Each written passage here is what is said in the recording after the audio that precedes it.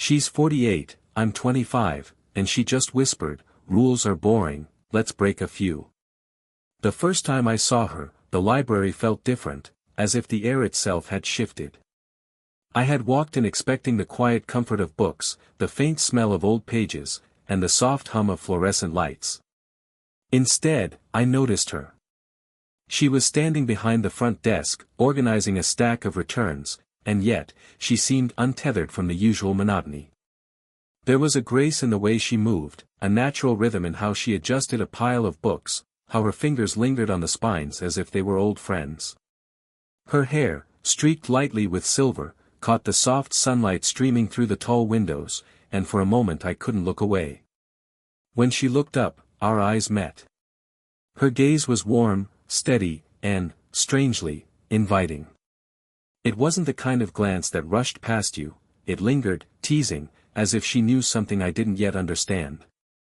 "Can I help you find something?" she asked, her voice calm but carrying a spark of amusement.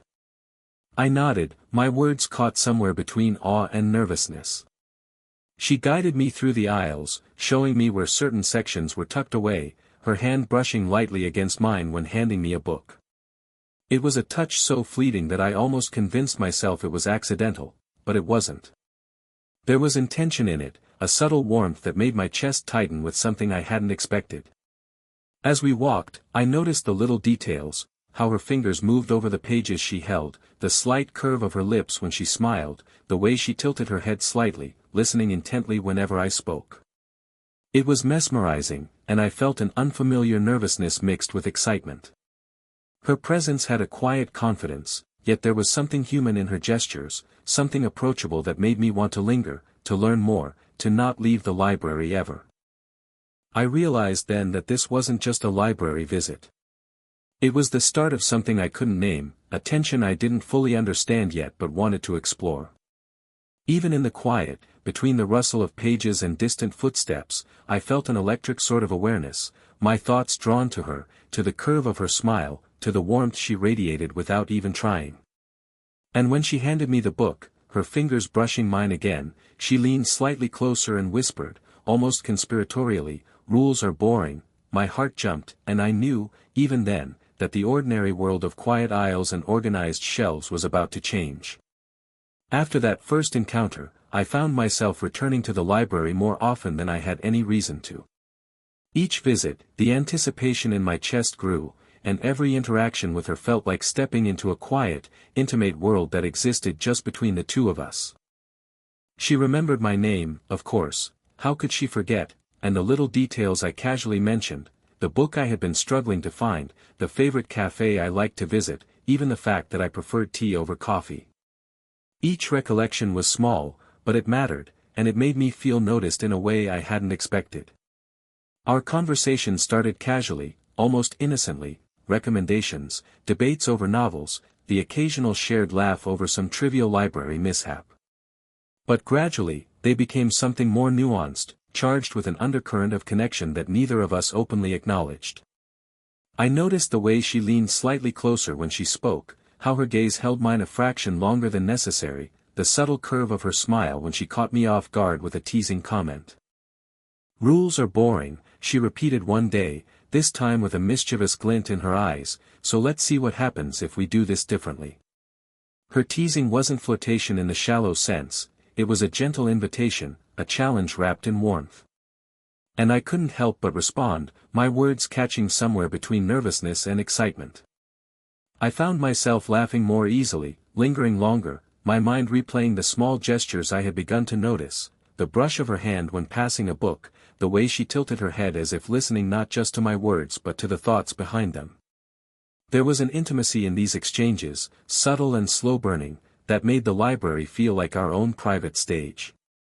I was aware of her presence in a way that made my chest tighten slightly, my pulse quicken, yet there was comfort too, a quiet steadiness, a sense that I could be both nervous and calm at the same time in her company. And yet, there was tension as well, a hesitation that hummed beneath every glance. She was older, experienced, confident, while I was still navigating my own sense of the world. I couldn't ignore the age difference, the whisper of social expectations, but at the same time, I felt drawn in by something far beyond appearances, a warmth, a curiosity, a sense that we understood one another without needing to speak it aloud. By the end of each visit, I left with a lingering awareness of her, the faint scent of her perfume in the air, the memory of her laughter echoing softly between the shelves, the warmth of a hand that had brushed mine. I didn't know where this was headed, but I knew one thing with certainty: I wanted to stay in this slow, quiet orbit she had created, even if it meant stepping gently into the unknown.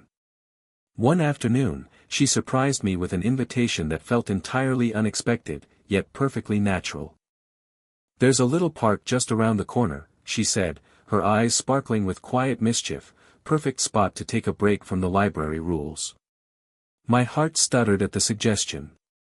The idea of leaving the familiar aisles and shelves, stepping into the sunlight with her, felt like stepping into a story I wasn't yet ready to fully understand, but desperately wanted to.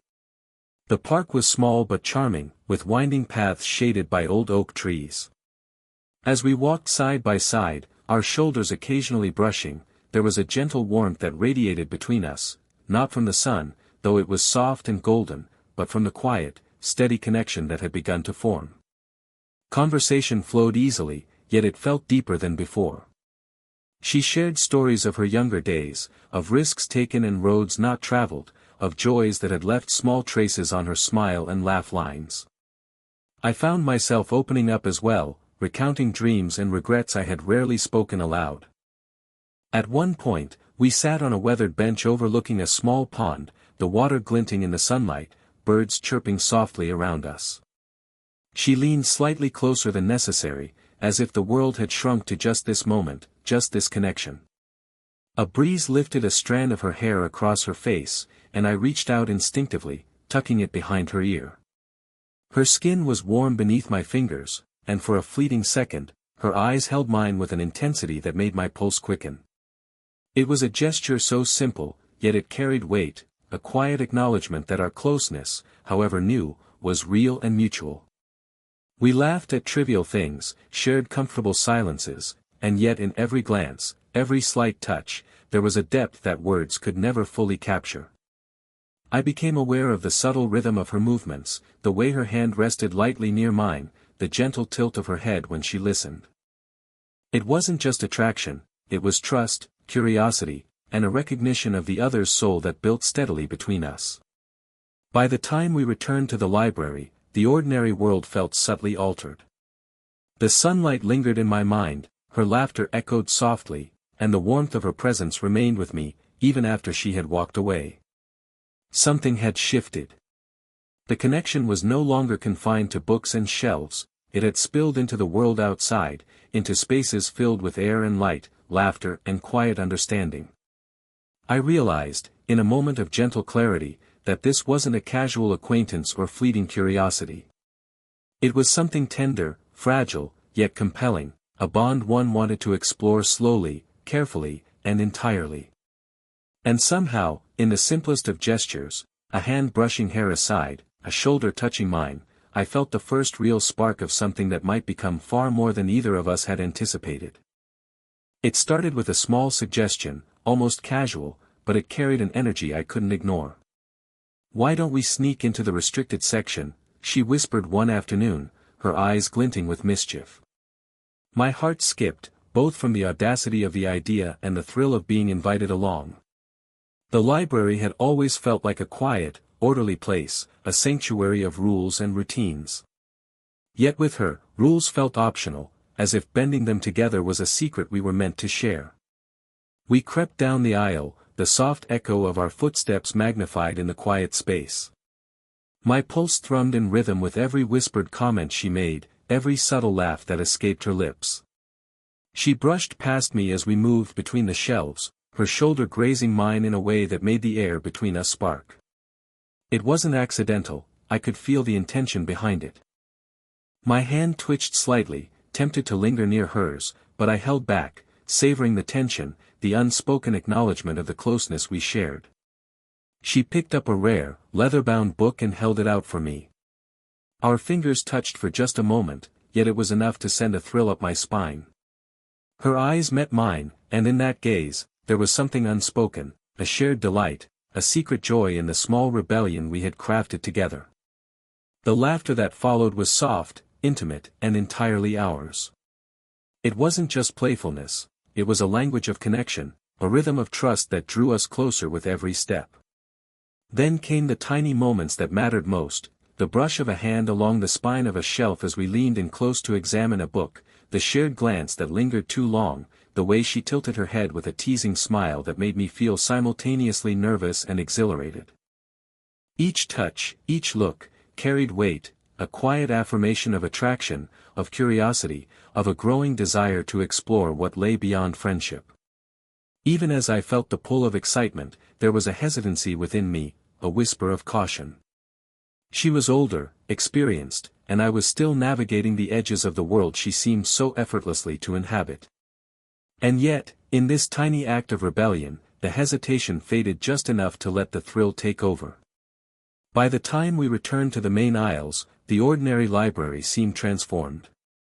The air felt charged, the quiet aisles suddenly alive with possibility.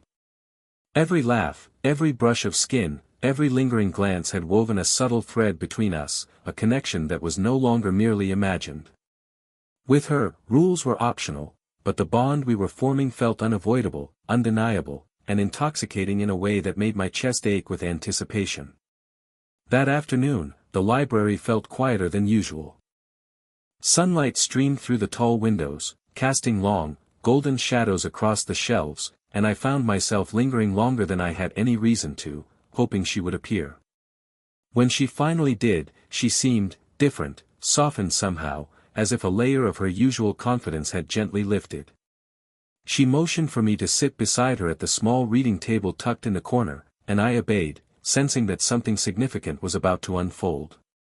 She began to speak, almost hesitantly, about her past, the kind of stories that revealed her not as the confident, graceful woman I admired, but as a human being who had known loss, disappointment, and moments of quiet solitude. Her voice was low, gentle, yet carried an undeniable weight of honesty. I listened, captivated not by the sadness, but by the courage it took for her to share these fragments of herself. At one point, she paused, and I noticed a tremor in her hands as she held the book.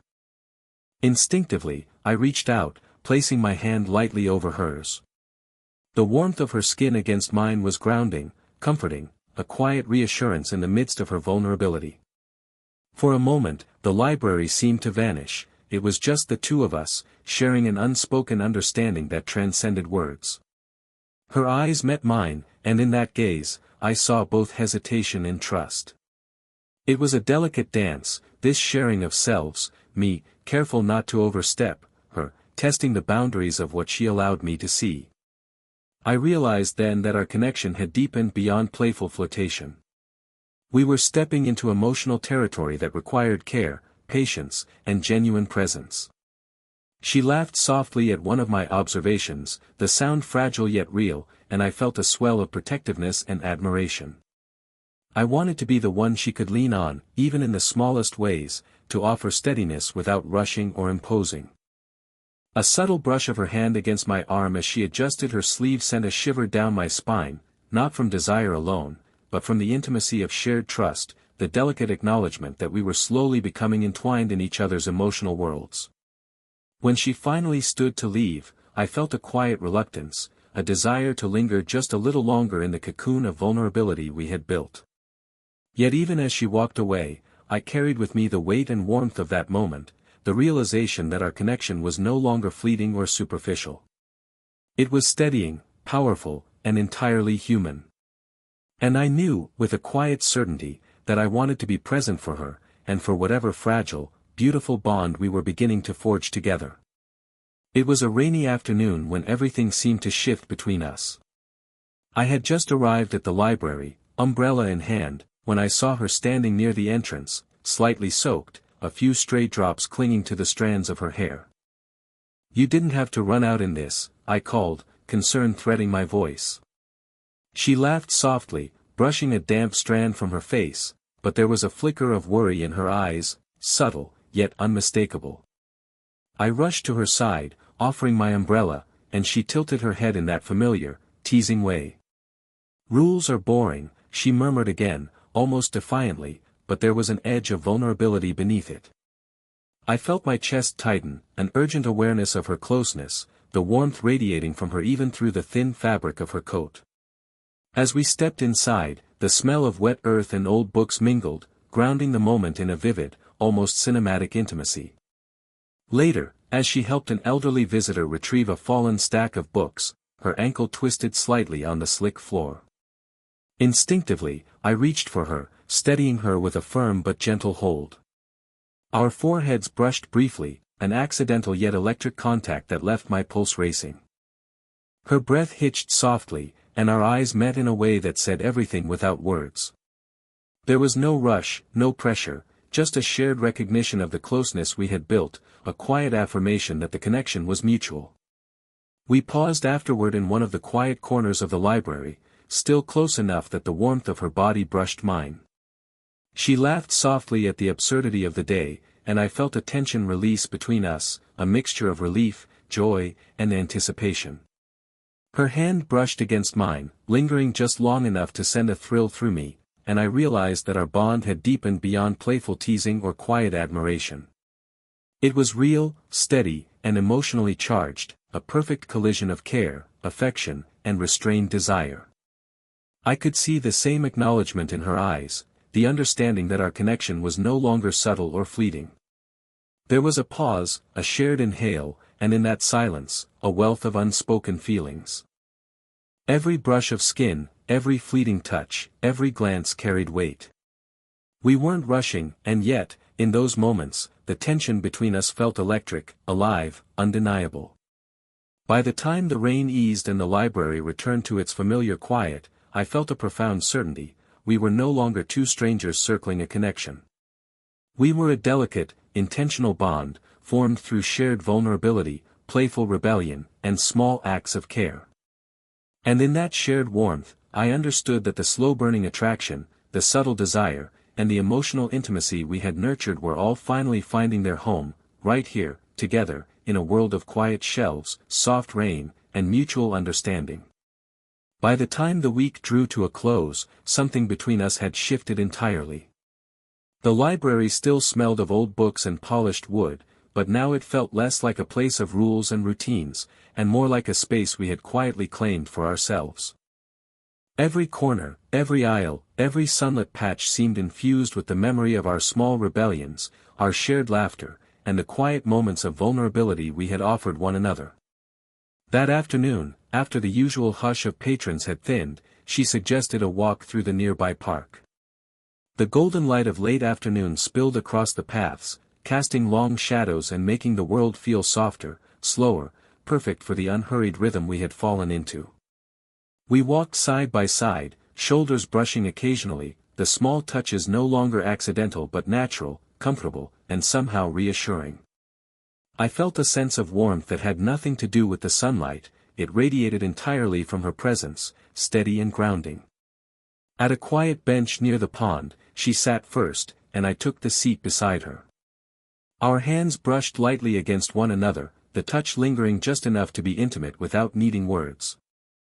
She leaned slightly against my shoulder, her head resting in a way that felt completely effortless, completely natural.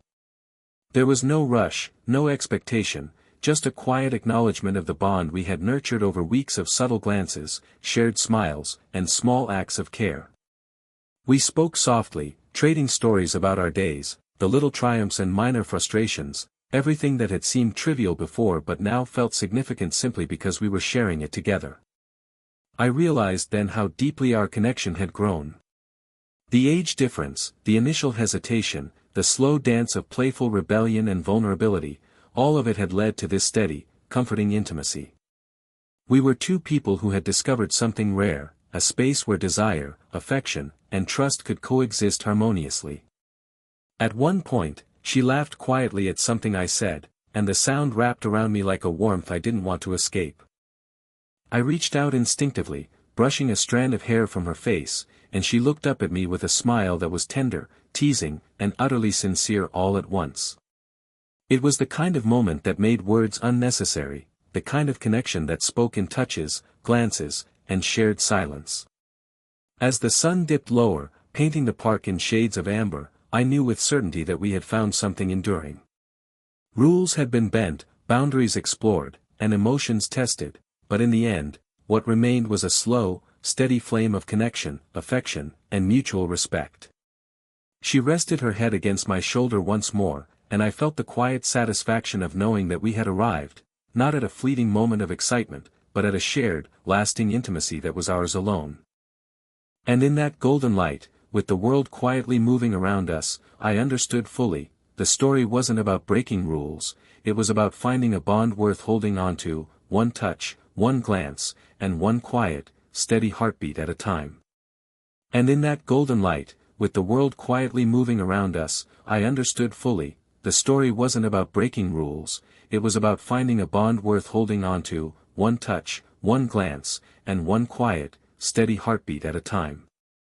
If you love this slow burn story, don't forget to check out the full video for the complete journey, and see how their connection grows in ways you won't want to miss.